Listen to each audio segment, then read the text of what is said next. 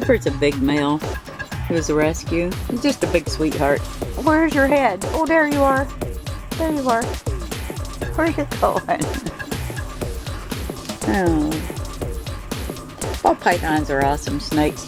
I used to tell everybody they're a great starter snake, but if you're not used to working with bad sheds and picky eaters, they're kind of hit and miss for someone that's new in the hobby. Corn snake and king snakes are a lot easier, really, because they don't have all the quirks that ball pythons do. But they're still great starter snakes.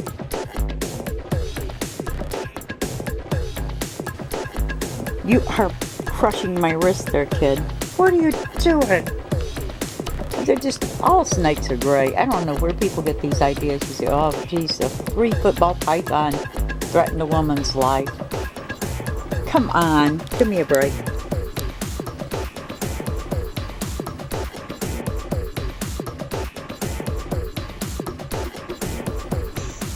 You coming up? Yep, there he comes. Chewy's over there watching television. What are you doing? Huh? I wish you released some of the pressure on my hand. Yeah. You're not gonna fall. You're not gonna fall.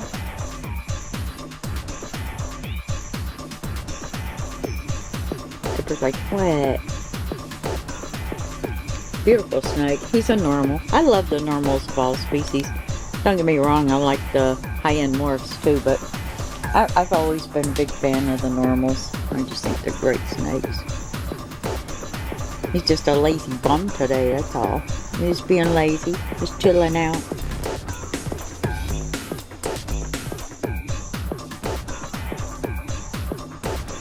But Ginger and Tipper, my male and female ball pythons, are both 10 years old. They're good size.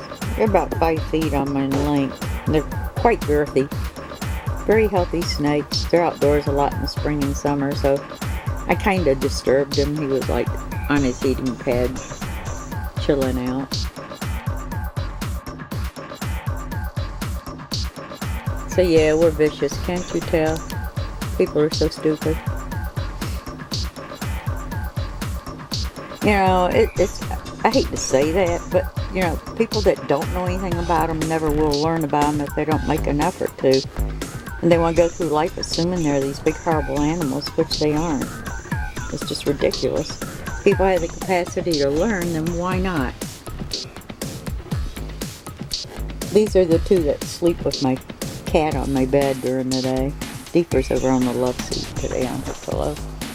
She likes sleeping next to Chewy now, so you have it she's had instead of sleeping on the bed with me, so she sleeps right at the foot of Chewy's enclosure.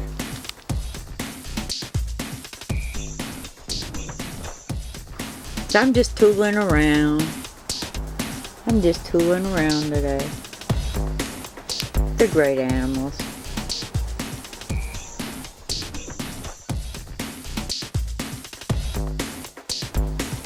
He's got some really cool markings, patterns.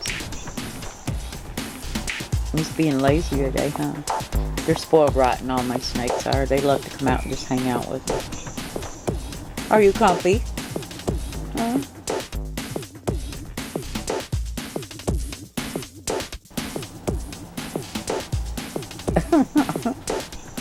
Yeah, vicious animals. Oh my.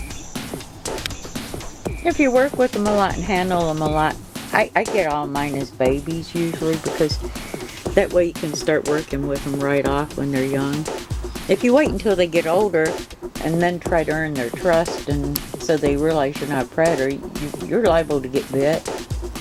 But if you take a young snake and start working with it from the time it's young, and, you know, be consistent with it, they know you're not a threat to them, and they just, my snakes don't ever strike at anybody or try to bite them.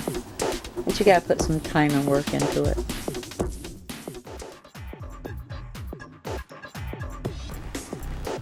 Just sit here and look out the door and fall asleep, huh? Yeah, but they're great animals. You know, what I don't understand is people that have cats and dogs.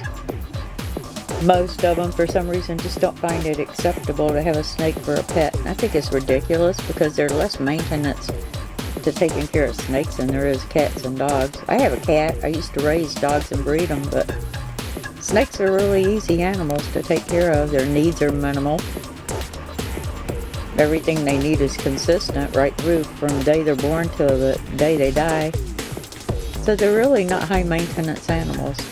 Like I said, if they're worked with and handled a lot, they're just the biggest sweethearts. Like this thing. It's up on my knee, just hanging out. But they're very underrated by people that don't like them, and it's sad that they teach people to hate them and kill them without a reason to, just because they find it entertaining.